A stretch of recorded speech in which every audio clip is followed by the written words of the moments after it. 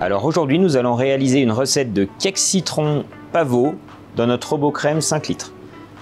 Pour cela, il nous faut de la crème, du beurre, des œufs entiers et du sucre. J'ai tout mis ensemble.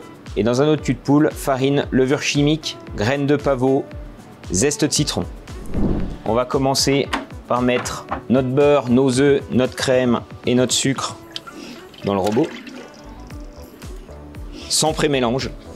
On va aller dans Recettes, deuxième page, Voyage, cake citron et Play. Là, on peut voir que notre mélange est homogène. On va pouvoir ajouter notre farine, graines de pavot, zeste de citron, levure chimique. Notre robot redémarre. On va redescendre à 22 degrés. Là, notre cake citron est arrivé à la fin de son programme. On nous propose l'extraction. On va pouvoir le vider.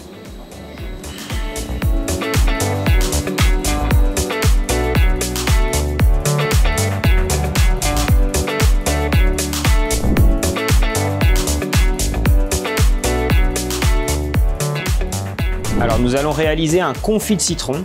Donc pour cela, il nous faut des citrons qu'on a préalablement blanchis dans l'eau une dizaine de fois et du sucre cristal. Alors on va pouvoir lancer notre confit de citron. Donc pour ça, on va mettre nos citrons mixés et blanchis dans la machine. Et on va rajouter notre sucre cristal. Dans Recettes, Confiserie, Confiture à 102 et Play. Notre machine démarre, elle va monter en chaud jusqu'à 102 degrés.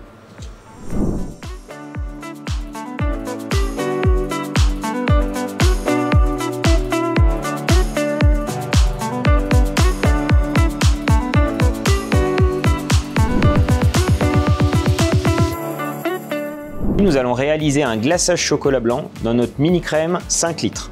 Pour cela, il nous faudra de l'eau, du sucre cristal avec du sirop de glucose, du lait concentré sucré, un peu de gélatine hydratée dans l'eau froide et des pistolets de chocolat blanc. Nous allons commencer par verser l'eau, notre sirop de glucose et notre sucre cristal.